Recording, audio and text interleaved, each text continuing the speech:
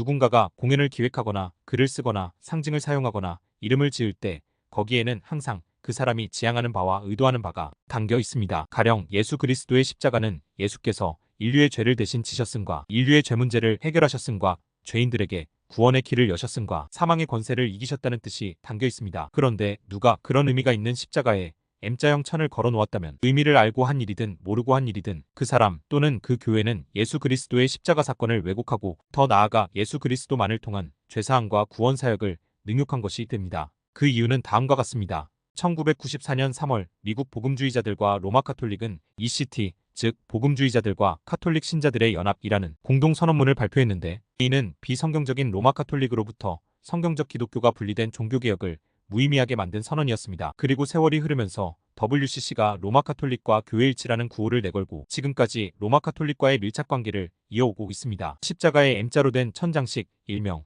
마리아 십자가는 1994년 개신교와 로마 카톨릭의 ECT 공동선언 이후 로마 카톨릭의 문화와 개신교의 문화가 공유되고 있음을 나타내는 상징 중 하나입니다. 아시다시피 로마 카톨릭은 마리아를 예수님과 함께 공동의 구세주로 여기며 마리아를 중보자라고 부릅니다. 로마 카톨릭에서는 마리아를 첫째, 평생 처녀인 마리아, 곧 동정녀 마리아, 둘째, 하나님의 어머니인 마리아, 셋째, 원죄가 없이 잉태된 마리아, 넷째, 하늘로 들려 승천한 마리아라고 믿습니다. 이런 로마 카톨릭의 마리아론이 성경에 정면 배치됨에도 불구하고 개신교회의 예배당에 M자형 천이 걸린 십자가가 버젓이 서 있는 것은 통탄할 일이 아닐 수 없습니다. 심지어 성교지에도 말입니다. 이처럼 어떤 상징, 단어, 그림, 이름, 공연 등은 반드시 그 뒤에 어떤 의도가 담겨 있는 것입니다. 그런 의미에서 여기 하나님과 창조사역을 비웃고 정면으로 도전하는 공연이 있습니다. 먼저 영상부터 보겠습니다.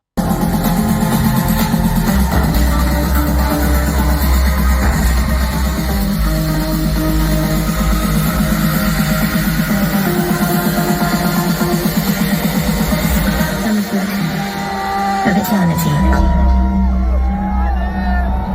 A bond forever and beyond. 자막이 없어 잘 들리지는 않지만 공연 전체를 보면 AI 나레이터가 더 레저렉션, 부활, 디 이터너티, 영원, 더 본드, 연결, 포레버 앤 비안드, 영원 그리고 그 너머 라는 말을 중간중간 반복합니다. 공연 제작자가 다분히 의도적으로 넣어놓은 이 의미 있는 단어들에 대해 사람들은 별로 의식을 하지 못한 채 공연을 관람합니다. 왜냐하면 엄청난 스케일과 놀라운 기술이 결합된 이전에 없던 유형의 공연 형태가 대중들을 완전히 공연에 빠져들게 하기 때문에 대중들은 놀라운 비주얼과 사운드에 압도당하느라 가끔 이렇게 지나가는 말 따위에는 별로 신경을 쓰지 않기 때문이죠. 이 단어들이 자신들의 가치관을 어디로 이끌어갈지를 모르는 것입니다. 이 공연을 이끄는 사람은 애니마라는 예명으로 활동하는 이탈리아계 미국인 DJ이자 프로듀서인 마테오 밀레리입니다. 애니마는 테크노, AI, 디지털 아트를 혼합하여 기술, 시각, 사운드를 몰입감 있는 방식으로 융합하여 관중들로 하여금 초현실적인 세계를 경험케 만듭니다. 아니나 다를까 애니마라는 이름은 라틴어와 이탈리아어로 아니마, 영어로 소울, 즉 영혼이라는 뜻이고 이는 정신, 인간의 의식, 그리고 생명을 불어넣는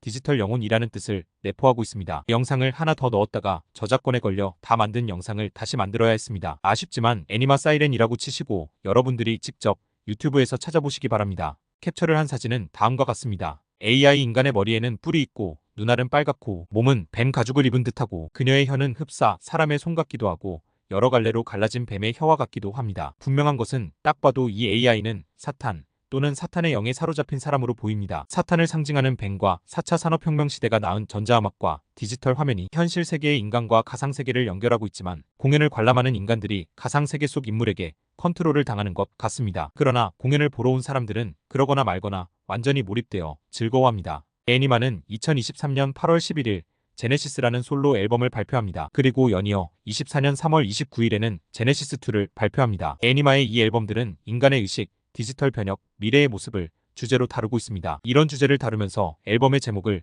제네시스라고 지었습니다. 제네시스는 우리말로 창세기입니다. 그러나 제네시스의 영어 스펠링을 보시면 GENESES가 아니라 GENESYS로 I를 Y로 대치시켜 놓았습니다. 의도적으로 그렇게 한 것이죠. 그래서 발음은 똑같이 제네시스, 곧 창세기이지만 성경이 말하는 창세기가 아닙니다. 그래서 제가 썸네일에 창세기를 창쇠기로 제네시스를 제네시스라고 바꾸어 번역해 놓았습니다. 제네시스 앨범에 실린 곡들은 영원, 나를 구원하소서, 계약, 창쇠기, 윤회 등이고 제네시스2 앨범에 실린 곡들은 희생, 그 빛, 더 높은 곳에 있는 힘, 출애굽 등으로서 성경에서 그 모티브를 가져와서는 성경과 하나님을 완전히 왜곡, 부정하는 사상을 담고 있습니다. 그의 공연 무대에 나타나는 것은 인간 가수도 아니고 댄서들도 아니고 가사도 없고 오직 거대한 디지털 화면 속의 기계인간 AI뿐입니다. 그럼에도 불구하고 애니마가 전하고자 하는 사상이 명확히 다 담겨 있습니다. 스마트폰을 들고 이 혁명적인 스타일의 공연에 빠져 있는 사람들이 그 사실을 모를 뿐이죠. 또는 알아도 상관하지 않습니다. 솔직히 그의 의도를 파악할 겨를이 없습니다. 비주얼과 사운드가 너무도 파격적이기 때문이죠. 보시면 모든 관중들은 손에 스마트폰을 들고 공연을 관람하고 있습니다. 애니마가 앨범의 타이틀을 왜 굳이 창세기와 동일한 발음이 나는 단어를 선택했으며 그의 공연들에 등장하는 인물들이 말하지 않아도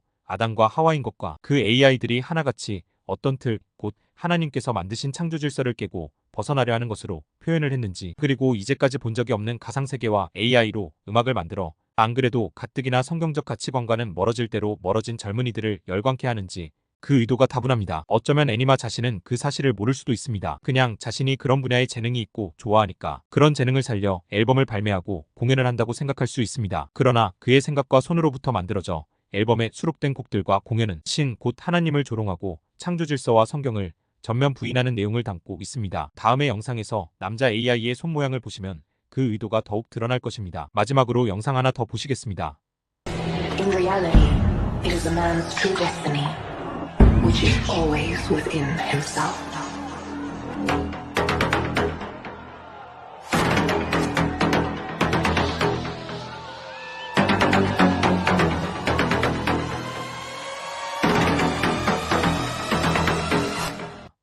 이 AI는 합장을 하는 손동작을 하는데, 합장은 명상에서 자신과 타인, 곧 인간의 신성함을 존중하고 인정하는 동작입니다. 또한 합장은 남성적 에너지와 여성적 에너지 등 서로 반대되는 것의 결합과 영적 균형 상태를 나타내며 동시에 개인과 신의 일치, 곧 신인 합의를 의미합니다. 이어서 바 포맷의 한쪽 손은 위를 향하고 한쪽 손은 아래로 향하는 것과 유사한 동작을 취하기도 하는 남자 AI가 지구를 자기의 손 안에 넣어 완전히 장악합니다. 애니마와 그의 동업자가 설립한 내세 또는 사후생애라는 회사가 디지털 변혁, 과학기술과 인간의 공존, 인간의 의식, 현재와 미래라는 주제를 소개한 애니마의 공연은 이미 전 세계뿐 아니라 우리나라 젊은이들 사이에서도 알려져 있습니다. 앞으로 이러한 AI와 가상현실을 사용한 공연, 특별히 모티브를 성경에서 가져와서는 성경의 내용을 비웃고 뒤집고 타락한 인간의 죄성을 극대화하여 결국은 사탄 문화에 열광함으로 자기도 모르는 사이에 사탄을 숭배하는 것이 자연스러워지는 문화가 더욱 급속히 확산될 것입니다. 이 4차 산업혁명 시대의 말입니다. 애니마의 공연은 엄청난 조회수를 기록하고 있으며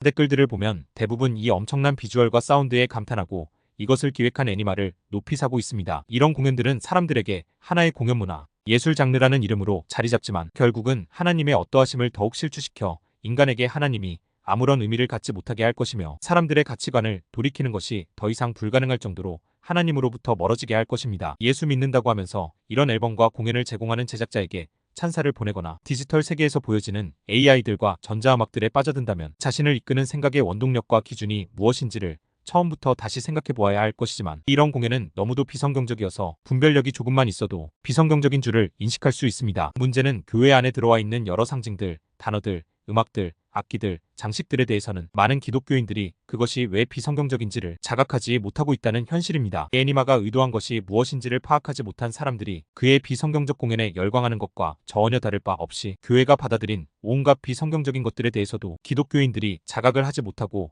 당연한 것으로 받아들이고 있다는 말입니다. 기독교와 교회 안에 당연하다는 듯 자리 잡은 단어, 물건, 상징, 악기, 장식, 공연, 집회 등을 차안차니 한번 떠올려 보십시오. 예를 들어 마리아를 동정녀라고 고백하거나 동정녀라고 생각하고 있다든지, 강대상 옆에 크리스마스 트리를 장식한다든지, 촛불을 켠다든지, 십자가에 M자형 천을 걸친다든지, 세상 음악과 거의 구별이 안 가면서 가사만 좀 기독교적인 노래를 부른다든지, 교회 안에서 전자악기를 연주한다든지 하는 것들이 어디로부터 왔고 어떤 의미가 있고 어떤 의도가 숨어 있는지에 대해 검색도 해보시고 유튜브에서 찾아도 보시고 챗GPT에게도 물어보시기 바랍니다. 단 챗GPT에게 물을 때에는 보수적이고 전통적인 기독교의 관점에서 라는 단서를 붙여야 합니다. 비성경적이면서도 교회 안에 당당하게 자리 잡은 상징들, 기독교적인 용어들, 단어들, 음악들, 공연들, 집회들을 시간을 들여서라도 찾아보시면 얼마를 찾지도 않아서 아니 그런 뜻이 숨어 있었다고, 이런 의미가 있는데도 교회 안에 이렇게 버젓이 자리를 잡고 있었다고 하면서 아마 깜짝 놀라실 것입니다. 누군가가 요즘 세상이 다 그렇지 뭐 그렇게 안 하면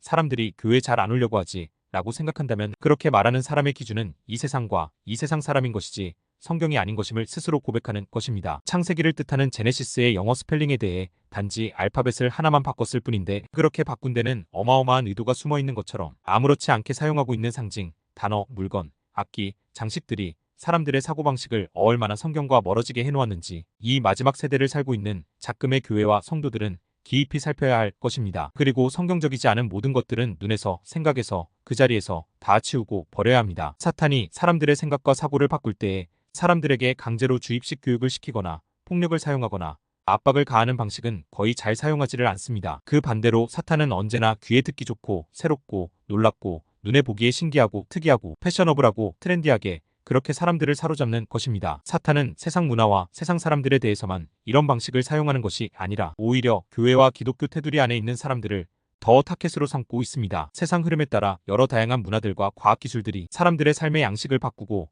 사고방식과 가치관을 바꾸어 놓듯 교회와 목회자와 성도들도 세상의 대세를 자연스럽게 받아들이다가는 자신도 모르는 사이에 그것이 성경적인 것인지 아니면 세상이 그렇게 흘러가니까 당연히 받아들여도 되는 것인지를 분별하지도 못하는 사이에 전혀 성경적이지 않은 신앙생활 비슷한 종교생활을 하다가 개인적인 종말을 맞이하든지 예수님이 오시든지 할 것입니다. 대세는 말 그대로 대세여서 정신을 똑바로 차리지 않으면 그 대세의 물결에 휩쓸리고 말 것입니다. 자신이 사용하거나 자주 접하거나 좋아하는 교회 안팎의 상징들, 단어들, 장식들, 음악과 악기들, 공연들, 집회들이 어떤 의미를 담고 있는지 감추고 있는 뜻은 무엇인지를 분별할 줄 알아야 하는 세상을 우리는 지금 살고 있습니다. 자신의 삶의 방식과 생각과 판단과 신앙생활 등을 견인하는 원동력이 어디에 있는지, 어떤 것 또는 누구에게 영향을 받고 있는지 정신을 똑바로 차리고 분별하시는 여러분 되시기를 바랍니다.